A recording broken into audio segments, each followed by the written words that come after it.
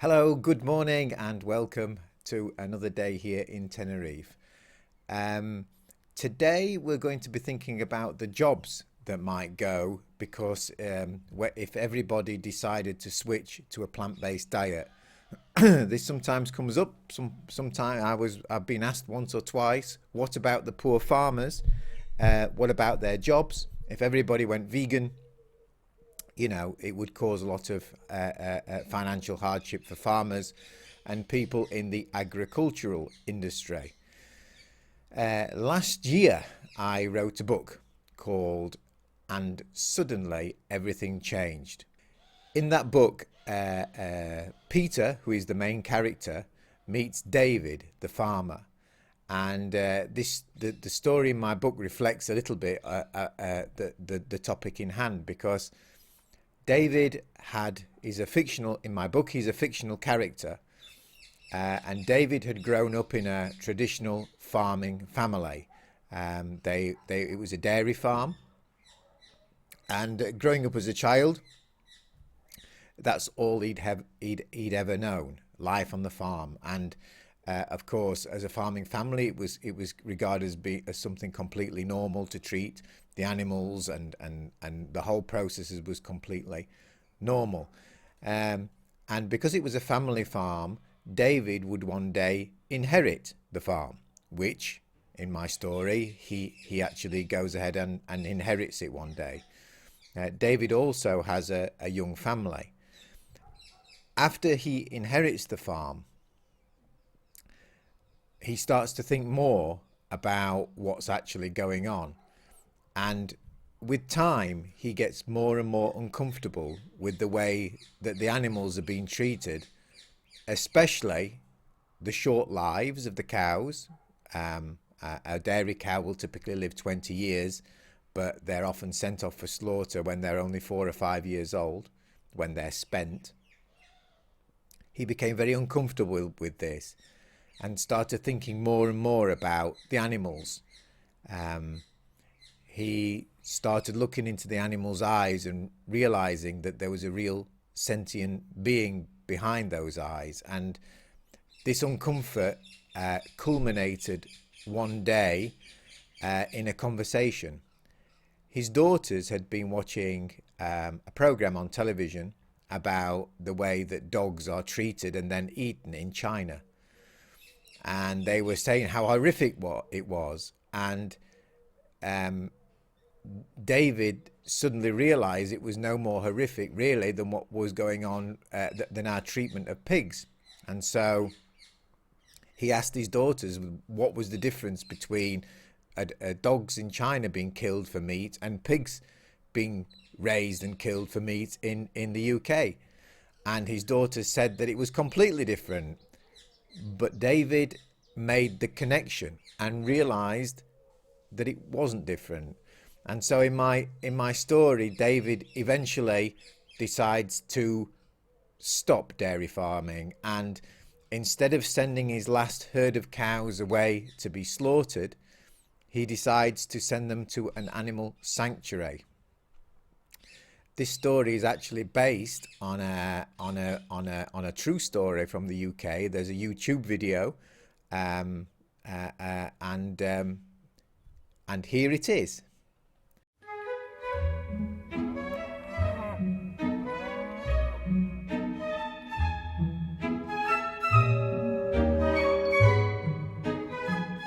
You can tell that they're happy, sad, bored, and you can tell there's something going on behind the eyes. Until today, I was an organic beef farmer who happened to be a vegetarian. Today's the day when the herd leave the farm and we hand them over to the sanctuary to look after for the rest of their lives. Obviously, there's been a very strong conflict of interest between not eating meat and producing cattle for meat. Over the years, we must have sent hundreds of cows to slaughter.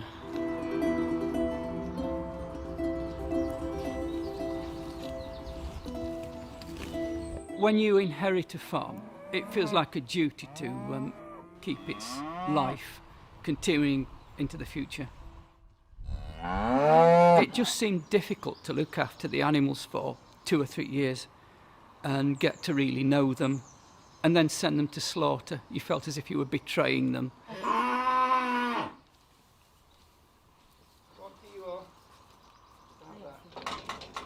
The plan is that we'll grow vegan organic vegetables and maybe fill crops without any animal inputs. Did I hear a truck backing down by there?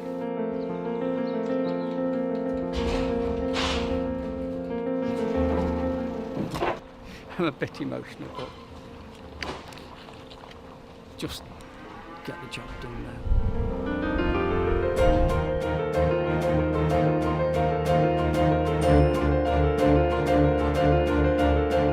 I hope that when they arrive at the refuge, the cows will run down the ramp of the lorry into the field and think, wow, we've come on holiday.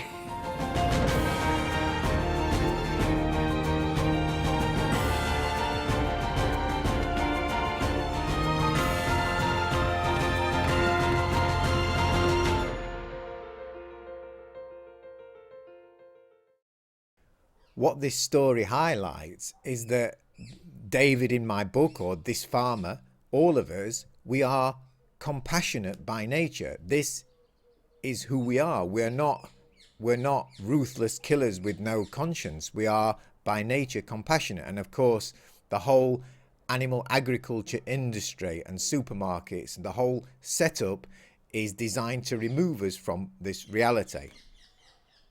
So what does David do in my book? He's now not got a dairy farm. So with a lot of with support from his wife, he goes ahead and decides to start growing organic crops. He opens a farm shop for organic products and non-animal products, and manages to create a thriving business. Of course, this is a fictional story. But there is support available for farmers who want to take this step. But what would happen in the real world? Well, of course, if we all decided to go vegan, it wouldn't happen overnight, although I really wish it would. This is absolutely not the reality. This is going to be probably, and very unfortunately, a very long process. So it's so farmers, if they would lose their jobs at all, they would have plenty of time to adapt, to come up with creative new ideas, and to find alternative sources of revenue. But like I said, this will be over a very, very long space of time. You also have to remember that farming is so lucrative, or a good business, because of the huge government subsidies that farms and farmers receive to rear and breed animals for meat and dairy. So these subsidies could also be redirected by governments into growing more sustainable organic crops that are good for our health, the planet, and of course the animals. But at the end of the day, you just simply cannot ethically justify the abuse and torture and eventual death of animals because of somebody's job. At the end of the day, what we're saying when we say that, or if you claim that to be true, you're just simply saying that money is more important than an animal's life. It's also interesting as well, isn't it, that people will bring up this topic. Well, what about the farmers? What about farmers' jobs when arguing against going vegan? But nobody really worries about the jobs in other industries. My wife, for instance, she runs a translation agency, and more people now seem to be switching to Google Translate to save money. But nobody thinks twice or has any kind of concern for the translators who might have been, that's their job, they might have been translating for years. This is just not a concern. So it's a little bit weird that suddenly, when it comes to switching diet or giving up meat, suddenly farmers' jobs seem so important. It's a little bit strange, that one. Could it be more to do with the fact that they like the taste too much, it's tradition, that it's a habit, or that it's convenience, because these are the real reasons that people stick to a unhealthy normal diet. And the farmers' jobs is usually, like many of the excuses, just a way of justifying unethical behavior so they can carry on. So I hope that that's clarified the situation with farmers' jobs. I do feel for farmers. I hope that they can take the step, like David in my book, and move to organic farming. And I'm sure that they would also be a lot happier not having to herd poor defenseless animals into trucks where they're going to face, death. And I think there can be very few farmers that actually relish that job. At the end of the day, we're all compassionate, including the farmers. So I hope that's cleared things up. Thank you for being there, and see you again.